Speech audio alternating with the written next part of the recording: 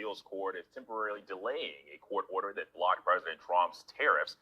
A federal three-judge panel deemed that most of his sweeping tariffs on China and other countries are illegal, but an appeals court has now agreed to temporarily keep those tariffs in place.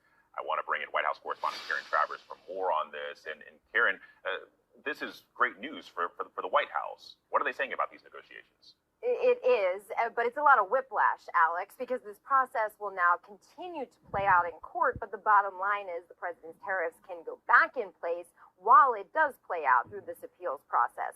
Yesterday, the White House was referring to it as hiccups and that it wasn't going to impact their overall trade negotiation strategy, that they had other avenues even to pursue if their trade policy gets blocked in court ultimately, that the president will still continue to push his tariffs in other ways. They weren't specific on how they would do that. And of course, they are still continuing to negotiate with countries all around the world to try to reach trade deals. And they say that continues, even though some of those countries might not feel the same pressure to negotiate now that these tariffs potentially could get put back on hold through the courts. The president this morning, Alex, though, was on social media accusing China of not living up to the deal that had been struck in Geneva. That was the result of, or that it resulted in bringing down the tariffs from that number of 145% down to a more manageable 30%.